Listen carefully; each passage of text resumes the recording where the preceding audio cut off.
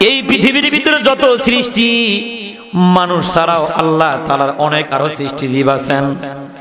দুনিয়ার ভিতরে যত সৃষ্টিজীব আছে সবার দিকে তাকায় দেখেন, আমি আপনি মানুষ, আল্লাহ তাআলা আমাদেরকে যেমন কপাল দিলেন, আল্লাহ তাআলা ওই একই ভাবে দেখবেন গরুরও আল্লাহ তাআলা একটা কপাল দিলেন, ছাগলেরও আল্লাহ একটা কপাল দিলেন, হাঁস মুরগিরও দেখবেন কপাল আল্লাহ তাআলা দান করলেন।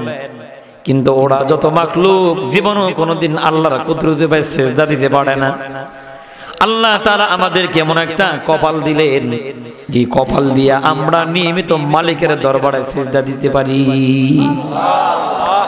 আমরা যদি বলি, ওগো মালিক, আপনি চন্দ্র বানায়া বললেন না চন্দ্র আমার, জমিন বানায়া বলেন নাই জমিন আমার, বৃক্ষ তরুলতা বানায়া আপনি বলেন নাই গাছগুলা সব আমার, এই হাজার লক্ষ কোটি দুনিয়ার মাখলুকের ভিতরে কেবলমাত্র মানুষের ব্যাপারে আপনি বললেন মানুষগুলো আমার, কেন আমাদেরকে এত যত্ন কেন করেন? রব্বে কারীম জবাব দিয়ে বলেন, মা খালাকাতুল জিন্না ওয়াল ইনসা ইল্লা লিয়াবুদুন। এ পৃথিবীর মানুষেরা শোনো, পৃথিবীর জমিনে যত মাখলুক সবগুলা বানাইলাম তোমাদের জন্য।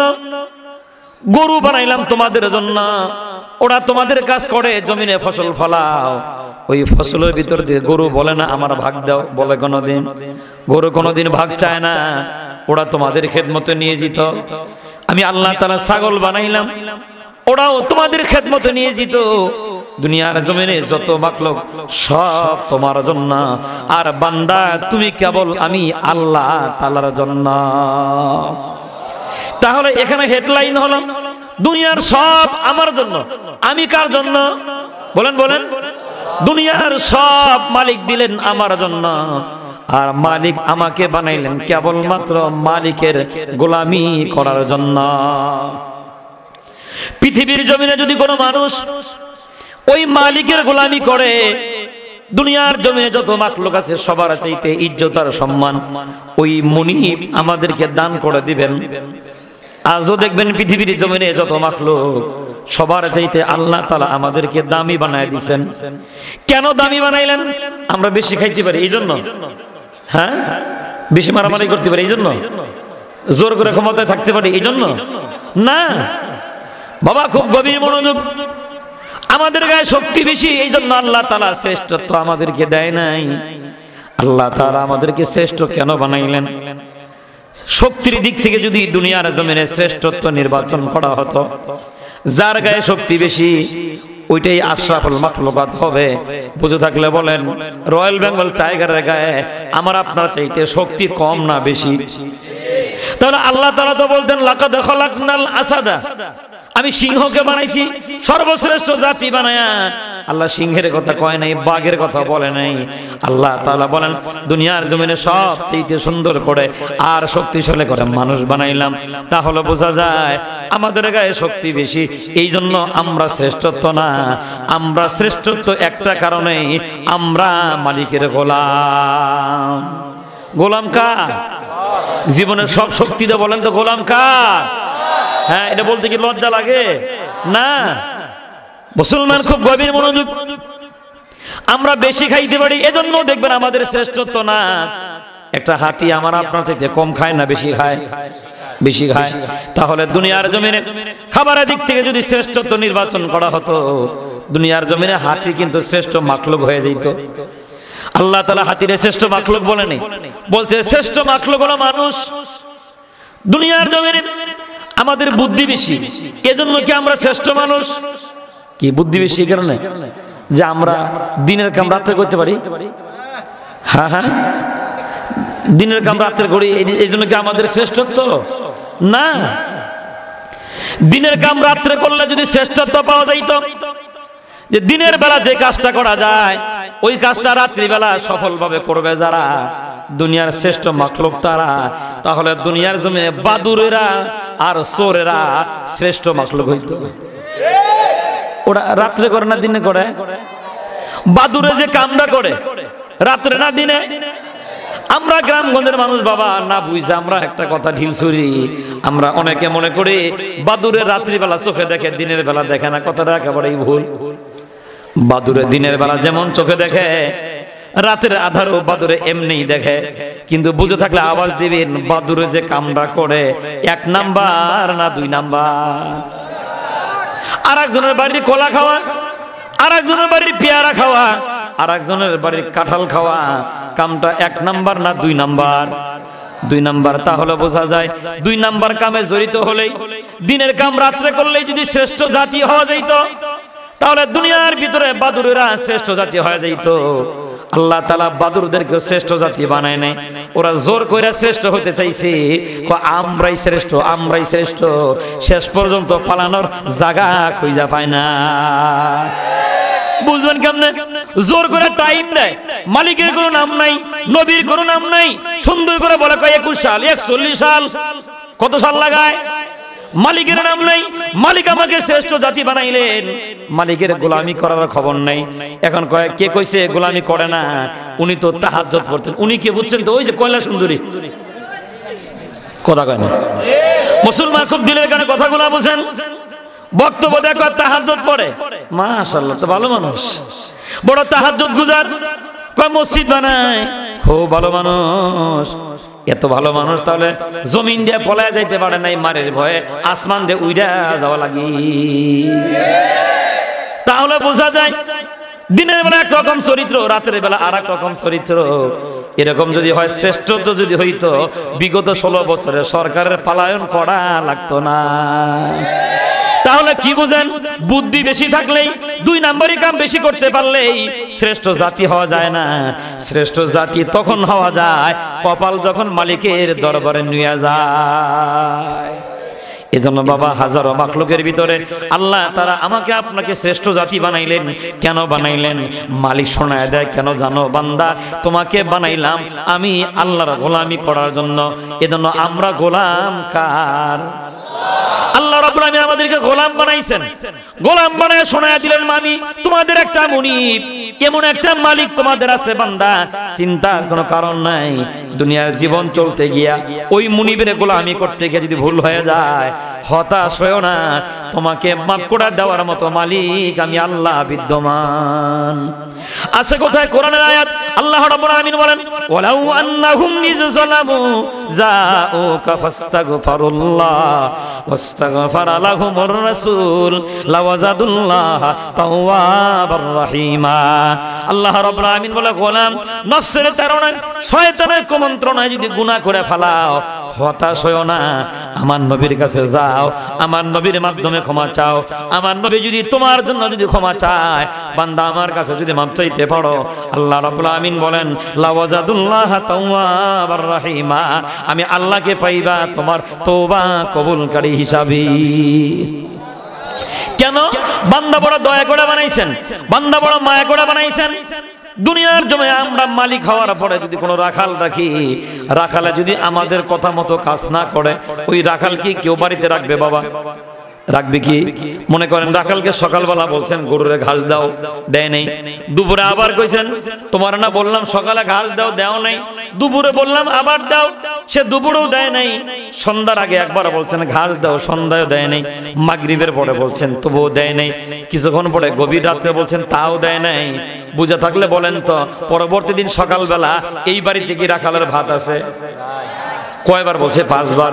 আরে তোমারে 5 বার বললাম, তুমি খাবার দাও নাই, তাহলে আমার কথা মতো তুমি চলো নাই, এখন তুমি যোগ্যতা হারায় ফেলছো। মানে কি? আমার বাড়ির ভাত তোমার জন্য নিষিদ্ধ। কেন? কার কথা শুনে নাই? বলেন বলেন।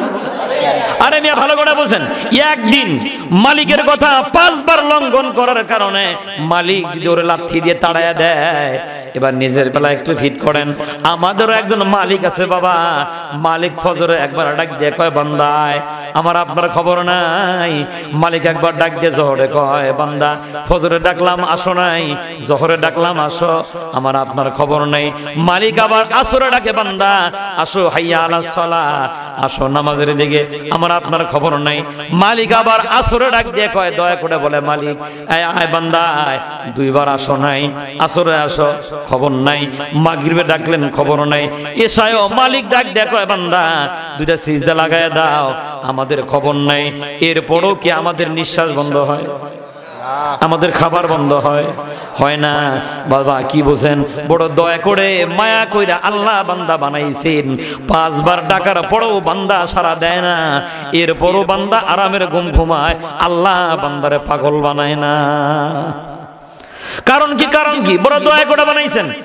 দয়া করে বানায় ফেরেশতার চাইতে বেশি মর্যাদা আল্লাহ তাআলা দুনিয়ার জমিনে মানুষকে দান করলেন। ফেরেশতার চাইতে বেশি মর্যাদা, সুবহানাল্লাহ বলেন। ফেরেশতার চাইতে বেশি মর্যাদা মানুষের। কেমনে বুঝাই আমি আপনাকে বাবা, ভালো করে বোঝেন। ফেরেশতাদের জন্য জান্নাতও নাই, ফেরেশতাদের জন্য জাহান্নামও নাই, কিন্তু আল্লাহ তাআলা আমার আপনার জন্য জান্নাত রাখলেন, যেটা ফেরেশতাদেরকেও আল্লাহ দেয় নাই। শুধু তাই নয়, দুনিয়ার জমিনে ফেরেশতাদের দোয়া কোনো কিছুই করা লাগে না, ফেরেশতাদের খাবারও চাওয়া লাগে না। ফেরেশতাদের একটাই ডিউটি বাবা, আল্লাহ যা বলেন ফেরেশতারা দুনিয়ায় তা করে, আর কিছুই করা লাগে না। আর আমার আপনার কাজ হলো আল্লাহর যা নিষেধ এটা বর্জন করা, আল্লাহর যা আদেশ তা পালন করা। তাহলে ফেরেশতার কাজ হলো একটা, বান্দার কাজ কয়টা? দুইটা। বলে না কয়টা? 1 নাম্বার, আল্লাহ যা নিষেধ করেছেন তা করব না, আর আল্লাহ যা আদেশ করেছেন তা ছাড়ব না। এজন্য ফেরেশতারা চাইতে আল্লাহ তাআলা বান্দার মর্যাদা এত বাড়ায় দিলেন, হাসরের মাঠে ওই ফেরেশতাদেরকে বলবেন আমার বান্দাগুলা জান্নাতে পৌঁছায় দাও। সুবহানাল্লাহ। ফেরেশতাদেরকে বলবে না তোমরা জান্নাতে হও, আল্লাহ তাআলা ফেরেশতাদেরকে বলবেন আমার গোলামদেরকে তোমরা জান্নাতে পৌঁছায় দাও। সুবহানাল্লাহ। এজন্য মর্যাদা ফেরেশতার বেশি না মানুষের বেশি? কথা বলেন, কথা বলেন, কার বেশি? ফেরেশতার না মানুষের? এজন্য বাজান দুনিয়াতে আমরা মানুষ হইয়া খুশি না বেজার? দুনিয়া মানুষের কোনো ভেদাভেদ নাই। দেখবেন সব মানুষ আল্লাহর দরবারে সমান। যখন দুনিয়াতে আমাদের জন্ম হয়েছে বাবা, জন্ম নেওয়ার পদ্ধতিও কিন্তু সবারই সমান। যখন আমরা জন্ম নেই, জবানে কোনো কথা নাই, গায়ের ভিতরে রক্ত, একটা মাত্র ভাষা, তার নাম হলো কান্না। আমি যখন জন্ম নিলাম আমার যে অবস্থা, হুজুর যখন জন্ম নিলেন হুজুরের একই অবস্থা। তাহলে বোঝা যায় জন্মসূত্রে সবার অবস্থা, বলেন বলেন, জন্মসূত্রে সবার অবস্থা একরকম। কিন্তু এই দুনিয়ার ভিতরে নিজের জীবন চালাইতে গিয়া যে যত বেশি মালিক চিনছে তার মর্যাদা মালিকের দরবারে তত বেশি। জন্মসূত্রে কিন্তু কারো দাম বাড়ে না, বোঝেন কি?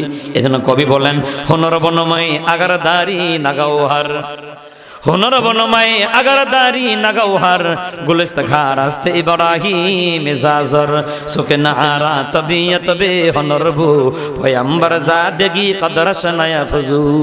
ও মানুষ, বেড়াগিরি করে কোনো লাভ নাই। নবী বংশের জন্ম নিলেই বেড়াগিরি করা যায় না। কারণ কি? আশরাফুল মাখলুকাত হইলেই বাহাদুরি করা যায় না, ইমানের মতো দৌলত লাগে। দুনিয়ার জমিনে জন্মসূত্রে সবাই সমান। জন্মসূত্রে আল্লাহর পয়গম্বর ইব্রাহিম যেমন, জন্মসূত্রে কেনানও কিন্তু একই সমান। কিন্তু বাবা নবীর দরবারে এক একজনের মর্যাদা এক এক রকম, আল্লাহর দরবারেও এক একজনের মর্যাদা এক এক রকম।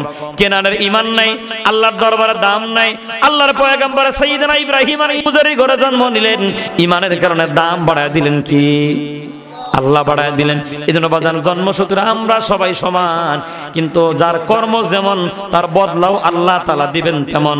মদিনাওয়ালা নবী বলেন কালান নবী সাল্লাল্লাহু আলাইহি ওয়াসাল্লাম কামা তাঈশুনা তামুতুন ওয়া কামা তামুতুনা তুবআসুন ওয়া কামা তুবআসুনা তুহশারুন।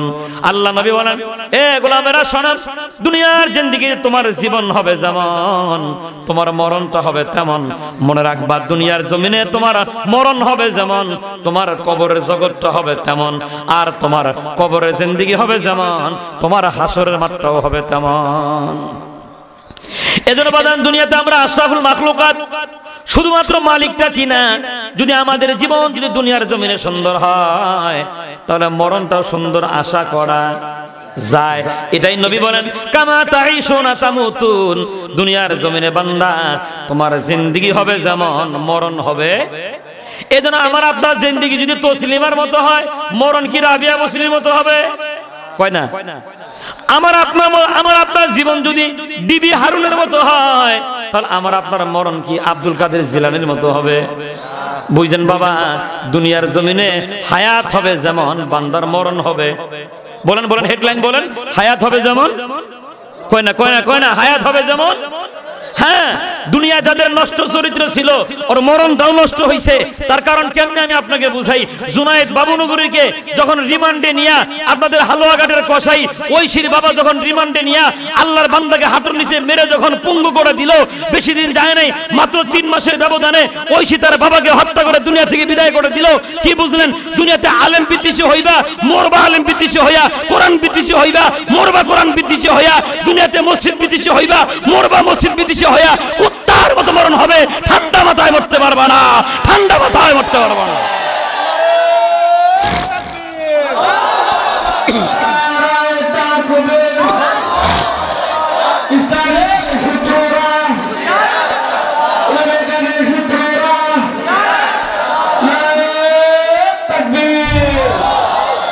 এজন্য মদিনাওয়ালা নবী বলেন, কামা তাঈশুনা তামুতুন, তোমার দুনিয়ার জিন্দেগি হবে যেমন, তোমার মরণটা হবে তেমন। আর কোরআনওয়ালা জিন্দেগি যদি বাবা হয়, আমি তো আশরাফুল মাখলুকাত, আল্লাহ বড় দয়া করে মায়া করে আমাকে বানাইছেন। এখন আমার ঈমানটা যদি সুন্দর হয়, আমার আমলটাও যদি বড় সুন্দর হয়, আমি যদি কোরআন কারীমের মহব্বত নিয়ে দুনিয়ায় বেঁচে থাকি, আল্লাহর নবী বলেন এই কোরআনুল কারীমের মহব্বত নিয়ে দুনিয়ায় বাঁচবে যারা, কোরআনের মহব্বত নিয়ে কবরে যাবে তারা। আছে কথা কোরআন নবী সাল্লাল্লাহু আলাইহি ওয়াসাল্লাম, ইযা বুযিয়াল মাইয়িতু ফি কবরিহি যাআল কোরআন ইনদা রাসিহি। আল্লাহ নবী বলেন দুনিয়ার জমিনে যারা কোরআনকে মহব্বত করে, এই কোরআনের মহব্বত নিয়ে যারা কবরে শুয়ে যায়, এই মানুষগুলোর সিনার ভিতরে যখন তোমরা মাটি দাও, মাটি দেওয়ার আগে আল্লাহর কোরআন তার মাথার কাছে গিয়ে হাজির হয়। কোরআন কারীম মাথার কাছে গিয়ে কয়, ওগো মালিক, এই বান্দারে তুমি মার দিও না। সুবহানাল্লাহ। ফেরেশতারা কবরে ঢুকতে চায়, আল্লাহ নবী বলেন যাআল কোরআন ইনদা রাসিহি, সিনার ভিতরে কোরআনের মহব্বত নিয়া কবরে শুয়ে যাওয়ার কারণে ওই কোরআন তার মাথার কাছে গিয়া বসে যায়। আর একটা রাওয়ায়াতে মনে হচ্ছে বাবা সবুজ রঙের পাখি হইয়া সিনার মধ্যে ওই পাখি বসে পড়ে, ডানা দিয়ে আগলে রাখে আর বলে, আল্লাহর বান্দা ভয় পাও না, আমি সাধারণ কোনো পাখি না, আমি আল্লাহর কোরআন আর তোমার কোরআন তেলাওয়াতের সওয়াব। সুবহানাল্লাহ। এ বান্দা ভয়ের কোনো কারণ নাই, আমি তোমার কবরে থাকবো ততক্ষণ, এই কবরটা তোমার জন্য জান্নাতের বাগান হবে না যতক্ষণ। এজন্যই নবী বলেন কামা তাঈশুনা তামুতুন, তোমার দুনিয়ার জীবন হবে যেমন, তোমার মরণ হবে তেমন, তোমার মরণ হবে যেমন, কবরটাও হবে তেমন, কবর হবে যেমন, হাসর হবে তেমন। আল্লাহ নবী বলেন এই কোরআনুল কারীমের মহব্বত দিলের ভিতরে থাকার কারণে এই মানুষগুলাকে কোরআনুল কারীম ধরে ধরে হাসরের মাঠে উঠায় দিবে। হাসরের মাঠে যখন উঠবে, কোরআন তার সামনে পিছনে ডানা দিয়ে আগলে রাখবে, আর মালিককে ডাক দেয়া বলবেন, নগো পড়ো আর এদিকার আলম, এই যে বান্দা তোমার এটারে বড় দয়া করে বানাইছিলা, ওর সিনার ভিতরে আমি কোরআনের মহব্বত ছিল। ওগো মালিক, এই যে কোরআনুল কারীমের মহব্বত তার দিল ভরা ছিল, এই মহব্বতের কারণে কবরে আমি তার হেফাজত করলাম, হাসরের মাঠেও ধরে নিয়ে আসছি। ওগো আল্লাহ, দুইটার যে কোনো একটা রাস্তা তুমি গ্রহণ করো। কোরআন সেই দিন দাঁড়ায়া মালিককে বলবেন, ওগো আল্লাহ, হয় অস্বীকার করো আমি তোমার কিতাব না, আর না হইলে আমি কোরআনের সুপারিশ মঞ্জুর করে তোমার এই বান্দাগুলারে মাফ করে দাও। আল্লাহ নবী হাদিসের ভিতরে বলেন, সঙ্গে সঙ্গে আল্লাহ রাব্বুল আলামিন বলবেন, কোরআন আমি অস্বীকার করতে পারবো না যে তুমি আমার কিতাব নও। হাসরের মাঠেও আমি স্বীকার করলাম তুমি কোরআন আমার কিতাব। আর কোরআন বলে, ওগো মালিক, আমাকে যখন স্বীকার করেছেন, আমি বললাম এই বান্দাটা কোরআনের প্রিয় বান্দা, ওর সিনায় কোরআনের মহব্বত। আজকে হাসরের মাঠে আমি কোরআনকে মহব্বত করার বদৌলতে তোমার বান্দারে তুমি মাফ করে দাও। এজন্য কোরআনুল কারীমের সাথে থাকার দরকার আছে না নাই? থাকবেন না ভাগবেন? হ্যাঁ, সর্ব অবস্থায় বাইচা থাকবো যতদিন, কোরআনকে মহব্বত করব ইনশাআল্লাহ। কারণ বান্দা আল্লাহ বানাইছেন বড় দয়া করে, ওই বান্দার শ্রেষ্ঠত্ব দিলেন আরো একটা কিতাব দিয়ে, কিতাবের নাম কোরআন। দুনিয়ায় মানবে যারা, শান্তি পাবে তারা। এখন অনেকের মনে বেদনা, কোরআন পড়লেই তো মামলা হয়, আমার পোলা যদি পুলিশে দৌড়ে নিয়ে যায়, আগের দিন শেষ, সব মামু ভালো হয়ে গেছে। বুঝেন নাই মনে হয়? মামুরা সব ভালো হয়ে গেছে ওখানে হুজুর ধরে না, কি কয় না হুজুর আর এখন ধরে না। আগে ওয়াজের ভিতরে গেলে ওই লম্বা লম্বা কাগজ দিয়ে কইতে এটা কইবেন না, এটা কইবেন, এটা কওয়া যাবে না, এটা বলা যাবে না, এটা করবেন না। হুজুর রাজনৈতিক ওয়াজ করেন না, ওখান তো সময় নেওয়ায়। যারা কইছিল খেলা হবে খেলা হবে, খেলা তো হইতেছে মাগার প্লেয়ার তো নাই। খেলা হইতেছে মাগার প্লেয়ার নাই। মনে রাখবেন, যারা এই কোরআনুল কারীমের সাথে খেলতে চাইছে খেলা পড়ে হইছে, মাগার প্লেয়ার খুঁজে পাওয়া যায় নাই।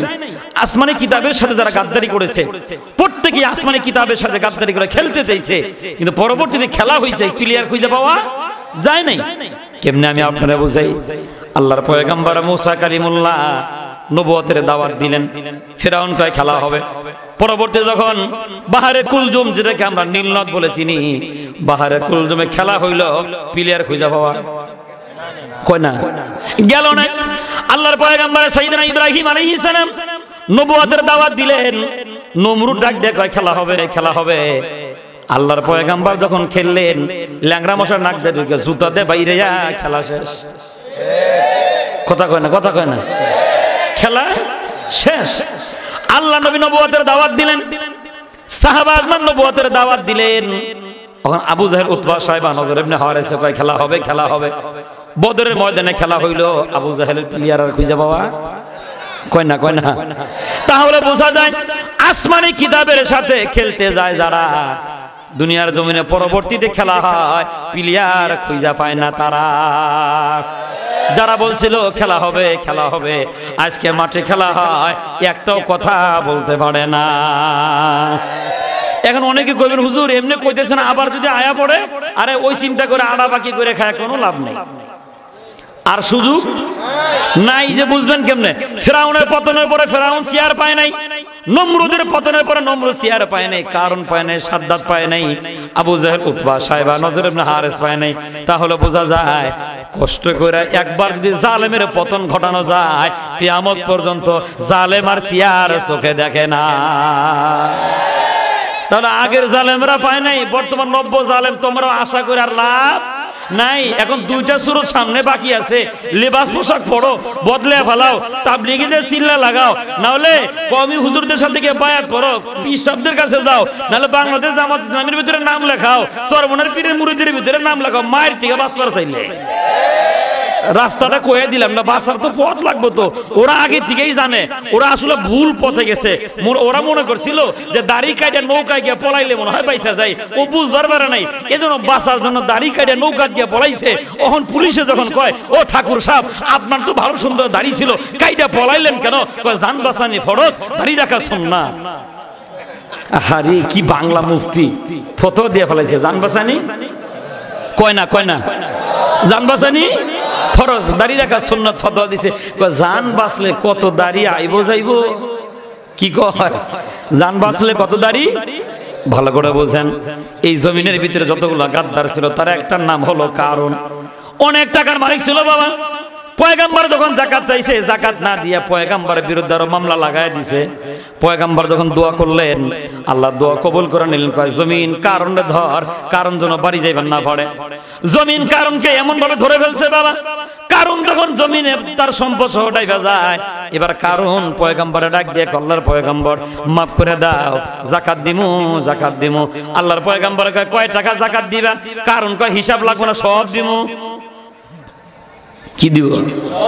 অথচ কিছুদিন আগেই পয়গাম্বর যখন যাকাত চাইছে, কয় কত টাকা দেওয়া লাগবে, পয়গাম্বর একটা হিসাব দাঁড় করাইছেন যে এইভাবে হিসাব করে তুমি যাকাত দাও। কারণ দেখছে অনেক টাকা দেওয়া লাগে, কয় না আমার হিসাব করে যাকাত দেওয়া সম্ভব না। আর এখন মরে যাইতেছে, এখন কি দিব? সব দিয়ে দিব। পয়গাম্বরে কয় আগে তো হিসাব করেই দেও নাই, আর এখন সব দিবার চাও, কারণ কি? অন কারণে কয় বাইশেই যদি না থাকি মাল দিয়া, হ্যাঁ বলেন বলেন, বাইশেই যদি না থাকি মাল দিয়া। এই তো কারণের বক্তব্যটা মাথায় রাখেন আর এর বক্তব্যের সাথে মিলান। ওরে পুলিশ জিজ্ঞাসা দাড়ি কাটলেন কেন? জানি যদি না বাসে দাড়ি দিয়ে করবো কি? মিলাছে? কয় না, কয় না, মিলাছে? ওই কারণ আর এই কারণের ভিতরে কোনো পার্থক্য নাই। মনে রাখবেন আবু জাহেল মরে গেছে, আবু জাহেলের রক্তের কিছু মানুষ বাংলাদেশে আছে। নমরুদ মরে গেছে, নমরুদের রক্তের কিছু প্রেতাত্মা বাংলার জমিনে আছে। আবু জাহেল মরে গেছে, ওরা যেমন রক্ত দুনিয়াতে রাইখা গেছে। ফিরআউন মরে গেছে, রক্ত রাইখা গেছে। নমরুদ মরে গেছে, রক্ত রাইখা গেছে। ওদেরকে তালাশ করেন, তালিকা করেন, 10 হাত মাটির তলে থাকলেও খুঁজে বের করেন। ওরা কারা? ওরা আলেমদের দুশমন, ওরা মাদ্রাসার দুশমন, মসজিদের দুশমন। ওরা আমাদের 5 মে শাপলা চত্বরে রক্ত ঝরাইছে। গুজরাটের কসাই মোদি বিরোধী আন্দোলনে ওরা আমাদের রক্ত নিছে। ওরা কাকরালে ময়দানে সাদ বিরোধী আন্দোলনে আমাদের রক্ত নিছে। এজন্য প্রতি বড় রক্তের হিসাব ওদের কাছে পাই করে আদায় করে নেওয়া হবে, পাই করে আদায় করে নেওয়া হবে। ওরা মনে করছে যে আমরা ভুলে গেছি। আপনাদের কথা বলতে হবে। যদি কথা না বলেন, বিগত দিনে যে অবস্থা চলে গেছে, সামনে যারা ক্ষমতায় আসবে ওরাও মনে করবে আলেমদেরকে মারলে বিচার হয় না, আলেমদেরকে গুলি করে মারলে কিছুই হয় না, ফাঁসি দিলেও কিছুই হয় না। বিগত দিনে যে অবস্থা ছিল, এখন যদি আমরা বিচার দাবি না করি, সামনের দিনে ক্ষমতায় যারা যাবে ওরা আমাদের রক্ত নিয়ে আরো বেশি হোলি খেলা খেলবে, আরো বেশি হোলি খেলা খেলবে। কারণ ওরাও কিন্তু ভালো মানুষ না। কথা কয় না? হ্যাঁ, ভালো করে বুঝছেন। গাজীপুরে মাহফিল হইছে, 4-5টা মঞ্চের ভিতরে আয় পড়ছে, আমরা বিএমপি করি। আলহামদুলিল্লাহ, ভালো কথা করো। তো কি হয়েছে? আমরা কথা বলবো। এক একজনে 10 মিনিট করে কথা বলছে। আমি মঞ্চে বসা 40 মিনিট টাইম নিছে। পরে বলছি আগামীকাল থেকে যদি মঞ্চে আসেন তাহলে সাইজ করে দেওয়া হইল। তার কারণ বিগত দিনে 16 বছরে যারা ক্ষমতায়, তাদেরকে কোনো টাইম নাই মিয়া। ক্ষমতা আইলে পরে বাহাদুরি কইরো। আর মনে রাখবা, আলেমদের কাছ থেকে যারা বাহাদুরি করে দুনিয়াতে সম্মান নিতে চাইছে, কেউ জুতার বাড়ি খায়া, কেউ পলায়া, কেউ জমিন থেকে, কেউ নৌকায় গিয়া, কেউ দাড়ি রাইখা কলার পাতায় ঘুমায়, কেউ দাড়ি কামাইয়া নৌকা দিয়ে বয়ে থাকে। ঠান্ডা মাথায় পলাইতে পারে নাই, ঠান্ডা মাথায় পলাইতে পারে না। এই জন্য আলেমদের সাথে গাদ্দারি করতে সাবধান করা দরকার। এই দেশের রাজনৈতিক যত দল আছে সবাইরে বলে দিয়েন, এ দেশ চালাইতে হলে টুপিওয়ালাদের পরামর্শ নিয়ে চালাইতে হবে। এদেশ চালাইতে হলে কোরআন হাদিসের পরামর্শ নিয়ে চালাইতে হবে। এবং আমাদের প্রাণের দাবি হলো, সংসদের তার যেহেতু ছিঁড়ে গেছে, তার লাগবে যেই দিন কোরআন তেলাওয়াত হবে সেই দিন। তা না হলে আমরা তার লাগাইবার দিতেছি না ইনশাআল্লাহ। ওহন কইবেন হুজুর, দেশ কি আপনারা স্বাধীন করছেন? দেশ তো পোলাপানা স্বাধীন করছে, গোড়ার ডিম করছে। ইতিহাস আমার কাছে শিক্ষা নেন, দেশ কারা স্বাধীন করছে? এই দেশ ওলামা একরাম মাজলুমের দুয়ার কারণে হয়েছে। ফাঁসির মঞ্চে যারা মরে গেছে ওদের বিবি মাজলুম ছিল, মাসুম বাচ্চা মাজলুম ছিল, ওদের দোয়া ছিল। আপনাদের মতো লক্ষ কোটি মানুষের প্রাণের দাবি ছিল জালেমের পতন হোক। ছোট্ট ছোট মাসুম বাচ্চার প্রাণের দাবি ছিল জালেমের পতন হোক। মুরব্বীদের দোয়া ছিল জালেমের পতন হোক। হাজিদের দোয়া ছিল জালেমের পতন হোক। তবলিগ ওয়ালাদের দোয়া ছিল জালেমদের পতন হোক। চরমনেওয়ালাদের দোয়া ছিল জালেমদের পতন হোক। জামাতদের এরকম সবার টার্গেট ছিল জালেমের পতন হোক। এতগুলা দোয়া আল্লাহ কবুল করতে করতে গাছ কাটতে কাটতে কাটতে কাটতে একটু বাকি ছিল। আর আল্লাহ তাআলা আবাবিল পাখি এই ছাত্র সমাজকে বানায় বলছে, এখন তো একটু আছে, লারা দে উড়ে যাবে, লারা দে উড়ে যাবে।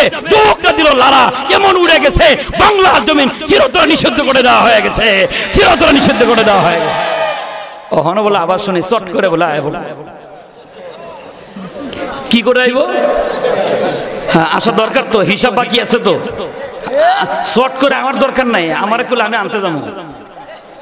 হিসাব বাকি আছে। কথা কয় না, কথা কয় না। হিসাব বোঝেন তো, হিসাব বোঝেন। কিসের হিসাব? আজকের পরে থেকে গ্রামে গঞ্জে হাটে বাজারে পরিষ্কার ভাষায় সবাই কথা বলবেন, বিগত দিনে যত আলেম মারা হয়েছে আমরাও চাই প্রত্যেকটা আলেম হত্যার বিচার হোক। আর বিগত দিনে আলেমদেরকে যারা কষ্ট দিছে তাদেরও বিচার করা হোক। বিগত দিনে যারা আলেমদের অধিকার লুণ্ঠন করেছে, আলেমদের সম্পদ মেরে খাইছে, প্রত্যেকের বিচার হওয়া দরকার আছে। আমার আব্বা 2 বার নির্বাচন করছে। কয়বার? খায়রুল ভাই আবার কিন্তু না, আমার আব্বা 2 বার নির্বাচন করছে, হারে নাই, হারায় দেওয়া হয়েছে। তার কারণ দিনের কাম কয় না, হ্যাঁ হারায় দেওয়া হয়েছে। তাহলে আমাদের অর্থ সম্পদ তো ক্ষয় হয়েছে 2 বছর, 2 বার হয় নাই? হয়েছে তো, হয়েছে। কাজের কারণে হয়েছে। আমরা ওদের হারিকেন জ্বালায় খুঁজে পাইতেছি না, পাইলে বিচার হবে ইনশাআল্লাহ। একটাকেও ছাড় দেওয়া হবে না। তো সামনের সময় ওলামা একরামের সময় মার্কা কি ওইটা দেখা দরকার নেই। ওলামা একরাম আইসা যদি হাত লালা দিয়ে বলে এবারের সংগ্রাম ওলামা একরামের সাথে থাকবেন, থাকবেন তো ইনশাআল্লাহ? থাকবেন ইনশাআল্লাহ। যদি টাকা দেওয়া লাগে নিজের খায়া না হুজুরের টাকায়া? হ্যাঁ, নিজের খায়া মাঠে থাকবেন। আর বলবেন এদেশ আমাদের, আমরাই হেফাজত করব। কিসের টাকা লাগবে না? এবছর বিড়ি ম্যাচ খাওয়া, গাঁজা খাওয়া সব বাদ, বিড়ি খাওয়া বাদ। এবার নিজের খায়া ভোট হবে। নিজের খায়া কি হবে বলেন? মনে থাকবে তো বাবা? হ্যাঁ, আবার রাত্রে কই না 5,000 টাকা দেন, খরচ করে ফেলাইছি। কোনো খরচ লাগবে না, দেশ আমাদের, আমরাই রক্ষা করবো ইনশাআল্লাহ। এই দেশ থাকবে ওলামা ইকরামের নেতৃত্বে থাকবে ইনশাআল্লাহ। রাজি আছেন তো সবাই? অনেকে হুজুরদের কাছে থাকলে তো আবার নামাজ পড়ুন লাগবো আমাকে। আরে ভাই, নামাজ পড়বেন না পড়বেন সেটা আপনার এখতিয়ার। মালিক তো আপনার বড় যত্ন করে বানাইছেন। মালিক যদি আপনি না চেনেন তাহলে তো আমি আপনি কুত্তার চাইতে খারাপ হয়ে গেলাম, কারণ একটা কুকুরও মালিক চেনে। বোঝেন না মনে হয় বাবা আমার কথাটা? কুকুরে মালিক চেনে কেমনে বোঝেন? আপনার বাড়িতে যদি একটা চৌপায়া কুকুর থাকে বাবা, ওর 4টা পা, সামান্য একটু খাবার দিয়া আমরা সবাই বাড়িতে ঘুমায় গেলাম, দেখবেন বাবা আমার বাড়ির ওই কুকুরটা কিন্তু সারা রাত ঘুমায় না। আমার আপনার বাড়ি সেই কুকুর সামান্য কিছু খাবার খায়া ওই মালিকের বাড়ি পাহারা দেওয়ার জন্য চুলার পরে গিয়ে কানটা লাগায়া দেয়। সিরাজে কিতাবের ভিতরে পাওয়া যায় একটা কুকুর যেই বাড়িতে খানা খাইলো গভীর রাত্রে যদি ওই বাড়ি কোনো অনিষ্ট হয়, 1/2 কিলোমিটার দূর থেকে কোনো মানুষ যদি ক্ষতি করার জন্য আসে, আগে থেকেই ওই কুকুর অ্যালার্ট থাকে তার মালিকের মাল হেফাজতের জন্য। সুবহানাল্লাহ খান। তাহলে আমার বাড়ি সামান্য পোড়া ভাত খায়া, সামান্য একটা রুটি খায়া সারা রাত আমি তার মুনিব, আমি তার মালিক, ওই কুকুর আমার বাড়ি পাহারা দিল, তাহলে বোঝা যায় নিকৃষ্ট একটা প্রাণী কুকুরেও মালিক চিনে। অনেকের বাড়িতে 2 বছর যদি একটা গরু পালেন বাবা, সকালবেলা গরুটা মাঠে ছেড়ে দিছেন, সারাদিন ঘাস খাওয়ার পরে দেখবেন আমার আপনার গরুটা আর একজনের বাড়িতে যায় না, নিজের বাড়িতে আসে। নিজের বাড়িতে আসে, ওরে কি দিছেন? আপনি ভাত খাইলাম, ওই চাউলটা যে মিলের ভিতরে ভাঙ্গাইলাম, সামান্য গুড়া, ধানের গুড়া, কি কয় আপনাদের দিকে? কুড়া, এই তো চিনছেন আলহামদুলিল্লাহ। এই যে ধানের কুড়া খাইলো গরুয়ে, আমি আপনি খাইলাম চাউল। আরে আমি কত কপাল পোড়া, চাউল খায়া মালিক চিনি না, আর ধানের কুড়া খায়া গরু মালিক চিনে। ওরে ছেড়ে দিলাম সকালবেলা, ও সারা দিন খাওয়ার পরে সন্ধ্যা হলে আর একজনের বাড়ি যায় না, ও সোজা মালিকের বাড়ি চলে আসে। তাহলে বোঝা যায় চতুষ্পদে একটা প্রাণী গরু হইয়াও মালিক চেনে। যেই বান্দা বেনামাজি হয়, 5 বার ডাকার বড় মালিক চেনে না, ওই বান্দা কুকুর আর শুয়োরের চাইতেও বড় খারাপ। তুমি আমি কেন মালিক চিনি না? দুনিয়ার সবাই মালিক চিনে, আমি আর তুমি কেন মালিক চিনি না? মালিক তো বড় যত্ন করে বানাইছে। মালিক কিন্তু জাহান্নামে দেওয়ার জন্য বানায় নাই। হাদিস শরীফের ভিতরে পাওয়া যায় শয়তানের কুমন্ত্রণায় পায়া বান্দা যখন গুনাহ করে ফেলায়, ফেরেশতারা আযাব দেওয়ার জন্য দৌড়ায়। ওই আসমানে মালিক ফেরেশতাদেরকে ডাক দিয়ে কয়, থাম, কারে আযাব দেস? এই যে গুনাহ করছে গুনাহ। ওই মালিক ডাক দেয়া বলে, সাবধান, আগে আযাব দিস না, বান্দা তওবা করলে মাফ করে দিমু। বান্দার অপেক্ষায় মালিক থাকেন। ফেরেশতারা কয়, মালিক তওবা যে করলো না, সূর্য কিন্তু প্রায় ডুবে গেল। ওই মালিক ডাক দেয়া বলে, অপেক্ষা কর, রাতের গভীরে সবাই যখন ঘুমায় যাবে, এমন হতে পারে ভিতরে অনুশোচনা চলে আসবে, আমার বান্দা তার কপালটা সিজদা দিয়ে বলবে, ও মালিক মাফ করে দাও। ও 1000টা অপরাধ করলো, বান্দা আমার, আমি তারে মাফ করে দিব। বড় দয়া করে বানাইছি, বড় মায়া করে বানাইছি, মায়ার মহব্বত দিয়ে আমি আল্লাহ দুনিয়াতে মানুষ বানাইছি, ওরে জাহান্নামে দেওয়ার জন্য বানাই নাই। দুনিয়ার জমিনের বাবা দেখবেন আমার আপনার ছোট ছোট ছেলে মেয়েরা ধুলা বালি মাটি দিয়ে ঘর বানাইতো, কলার পাতা ছানি, ভেন্না পাতার ছানি, জঙ্গল দিয়ে ঝুপড়ি ঘর বানায়, মাদ্রাসা স্কুল ফাঁকি দিয়া। বাবা যখন শুনে ফেলাইছে আমার ছেলে মাদ্রাসায় যায় নাই, আমার ছেলে স্কুল ফাঁকি দিয়ে ঘর বানায় খেলায়, বাবা রাগ হইয়া দৌড়ে গিয়ে দেখবেন ওই ঘরটা লাত্তি দিয়ে যখন ভাঙ্গে দেয়, ওই মাসুম বাচ্চা চোখের কোণায় পানি জমে, ঠোঁটটা কাঁপতে থাকে আর বলে, ভাঙ্গে দিলা, ঘরটা ভাঙ্গে দিলা, বড় কষ্ট করে বানাইছিলাম। কয় না, বড় কষ্ট করে বানাইছিলাম, ঘরটা তুমি ভাঙ্গা দিলা, বড় কষ্ট করে বানাইছিলাম। বানাইলো কি দিয়ে? ধুলা দিয়া, ভেন্না পাতার ছানি, কলার পাতার ছানি। এইটাই ভাঙ্গার কারণে যদি ওর মনে এত বড় কষ্ট হয়, ওই মালিক তার বান্দার প্রতি এত দয়া, ফেরেশতারা যখন আযাব দিয়ে মারতে চায়, আল্লাহ রাব্বুল আলামিন বলে, মারিস না, বড় যত্ন করে বানাইছি, বড় যত্ন করে বানাইছি, তাকায় দেখ, তোরা ফেরেশতার চাইতে ওদের চেহারা বড় সুন্দর। দুনিয়া কত মাখলুক বানাইলাম, কোন মাখলুক আমার সিজদা দেয় না, আমার এই বান্দা কিন্তু আমার সিজদা দেয়। সুবহানাল্লাহ। গরু আমার সিজদা দেয় না, তাসবিহ পড়ে। সব মাখলুকের তাসবিহ পড়ে, কেউ সিজদা দেয় না। শুধুমাত্র মানুষ আমার এত মুহাব্বতের বান্দা, ওরা আমার তাসবিহ পড়ে, সিজদাও দেয়। বান্দা যখন বলে সুবহানা রাব্বিয়াল আলা, ওই মালিক ফেরেশতাদেরকে ডাক দেখা, ওই যে তাকায় দেখ, কপালওয়ালা কপালওয়ালা, গুনাহ করছে তো কি হইছে, আমি তো মালিক আছি। সুবহানাল্লাহ। শয়তানরে গুনাহ কইরা ফেলাইছে, শয়তানরে গুনাহ করাইছে, শয়তান আমার সাথে কন্টাক্ট করে গেছে গুনাহ করাবে, আর শয়তানের সাথে আমার কন্টাক্ট হইছে আমি মাফ করে দিমু।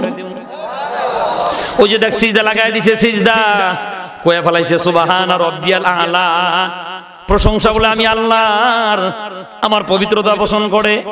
যেই বান্দা তার জবান দিয়ে আমার পবিত্রতা প্রশংসা করে, ওই বান্দার আযাব দিয়ে মারা যাবে না। কেন জানোস? এ ফেরেশতারা দলেরা শোন, এটা আমার বন্ধুর সাথে আমার করা ওয়াদা।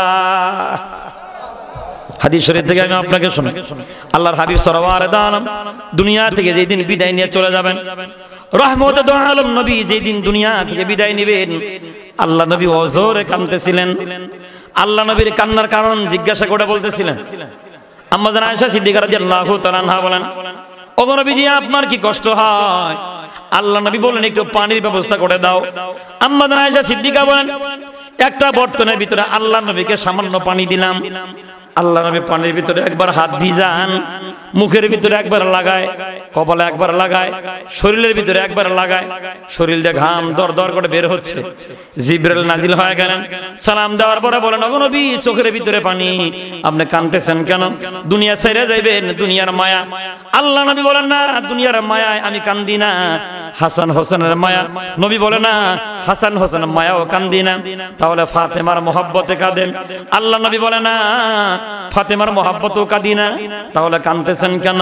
আল্লাহ নবী বলে, জিবরাইল শোনো, ওই মালিকের সাথে আমার একটা ওয়াদা ছিল, আমি নবী দুনিয়ায় বাঁচবো যতদিন, আমার উম্মতকে আমার আল্লাহ গজব দিবে না ততদিন।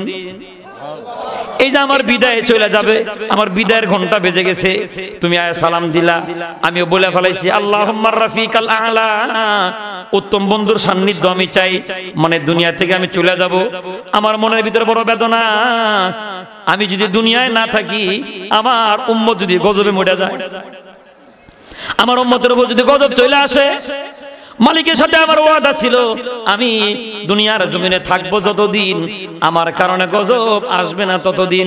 এই যে আমি চলে যাই, আমি চলে যাওয়ার পরে গজব যদি চলে আসে, আল্লাহ রাব্বুল আমিন জিবরাইলকে কয়, তাকায় দেখ আমার বন্ধুর চোখের কোণায় পানি, বন্ধু কাঁদলে আমি আল্লাহর আরশে আজিম কান্দি।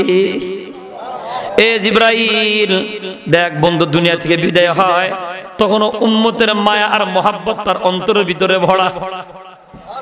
বিবির মহব্বত নাই, সন্তানের মহব্বত নাই, কলিজার টুকরা নাতি হাসান আর হোসাইনের মহব্বত নাই, উম্মতের মহব্বত দিল ভরা।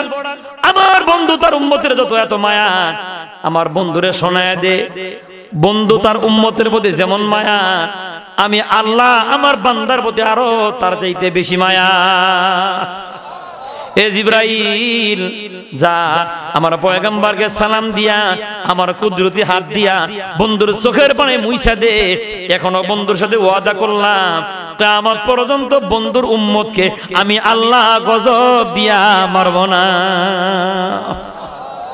এজন্য আল্লাহ তাআলা আমাদেরকে গজব দেয় না। আর আমাদের যে চরিত্র বাবা, দিনে 3 বার গজব আসা দরকার, 3 বার, কিন্তু গজব আসে না। ওই মালিক বড় দয়া করে বানাইছেন, ওই মালিক বলেন, লাকাদ খালাকানাল ইনসানা ফি আহসানি তাকওয়িম, বড় যত্ন করে মায়া করে বড় সুন্দর করে আমি আল্লাহ মানুষ বানাইছি। কেন বানাইছেন? শুরুতে শুনে আসছে আল্লাহর গোলামি করার জন্য। বলেন কি জন্য বানাইছেন? আল্লাহর গোলামি করার জন্য। যদি গোলামিটা না করে আমাদের কি হবে বাবা? লম্বা চড়া ওয়াজের সময় নেই, ছোট্ট দৃষ্টান্ত দিলে আপনি বুঝবেন বাবা। আমার ভাষা যদি বুঝা থাকেন, আপনাদের এই অঞ্চলে কি সীসার পাতিল মানুষে বিক্রি করে? গ্রামগঞ্জে, গ্রামগঞ্জে দেখবেন সীসার পাতিল ওই ঘাড়ে করে খাসি নিয়ে বিক্রি করে। পাতিল কিনবেন, পাতিল এদিকেও আছে। আর আমার গ্রামগঞ্জের মায়েরা দেখবেন যে পাতিলার ভিতরে ভাত রান্না করেন, দীর্ঘদিন রান্না করতে করতে পাতিল একসময় টেম্পার নষ্ট হয়ে যায়, দুর্বল হয়ে যায় পাতিল, হালকা জাল চাতাইলে এই ভাত পুড়ে যায়, হয় না এরকম? অনেক সময় কড়াইটা পাতলা হয়ে গেছে, এই পেঁয়াজ কিছু দেওয়ার আগেই দেখা যায় ওটা দূরে গেছে, আগুন দূরে গেছে, এরকম হয় না অনেক সময়? তখন কি করে এই মায়েরা দেখবেন ওই পাতিলটা সুন্দর করে চুলার এক সাইডে রেখে দেয়, আর ওই বাড়িতে যারা আছে পোলাপান সবাইরে বলে রাখে, শোন নতুন পাতিল বিক্রি করে নেওয়ালা যদি কোনো সময় আসে আমরা ডাক দিও। কয় কি করবেন? কয় পুরানটা দিয়া নতুনটা কিনবো। বুঝতেছেন কি আমার কথা? পুরানটা দিয়া নতুনটা কিনবে। সিস্টেম কি? পুরানটা মা বোনেরা ওই বিক্রি করলারে দেয়, যে বিক্রি করে দেওয়ার পরে কয় চাচা এই যে দিলাম ওজন দিয়ে আপনি নেন, আর কয় টাকা দেওয়া লাগে আমি দেই, আমার একটা নতুন পাতিল দেওয়ার ব্যবস্থা করে দেন, এরকম বলে তো।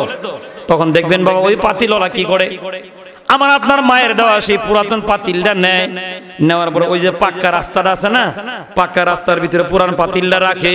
পুরান পাতিলটা রাখার পরে ওই খাসির ভিতর থেকে 2 কেজি পাথর বার করে, পাথর বার করে ইচ্ছা মতো কেঁচা, বোঝেন নাই বোঝেন নাই বোঝেন নাই, ইচ্ছা মতো কেঁচা দিয়া ওই পাতিলটা কি করলো, টুন্ডা মুন্ডা করে খাসি নিচে রেখে দিল। এখন বুঝে থাকলে কোন পাতিলের অপরাধটা কি? বোঝেন নাই? পাতিলের অপরাধ হইল তোমাকে যে জন্য তৈয়ার করা হয়েছে তুমি ওই কাম করতে পারো না, ব্যর্থ হয়ে গেছো। তাহলে পাতিলেরটা যদি বোঝেন, তোমাকে যেই কামে বানানো হয়েছে কাম করো নাই, মানে তোমার কপালে কেঁচা। আল্লাহ মানুষ বানাইছেন আল্লাহকে সিজদা দেওয়ার জন্য, বান্দা যদি আল্লাহর সিজদা না দেয় বান্দার কপালেও। হ্যাঁ, পরের আয়াতে আল্লাহ বলেন সুম্মা রাদাদনাহু আসফালা সাফিলিন, এত যত্ন করে বান্দা বানায় জাহান্নামের তলদেশে দেব। কেন? যেই কামে বানাইছি কাম যদি না করো তোমার কপালেও কেঁচা। কেঁচা খাইবেন না আল্লাহর ভালোবাসা নেবেন?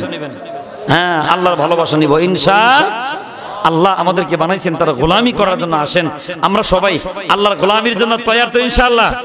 সবাই তৈয়ার ইনশাআল্লাহ? ইনশাআল্লাহ হাত নামান, আল্লাহ কবুল করুক বলে আমিন।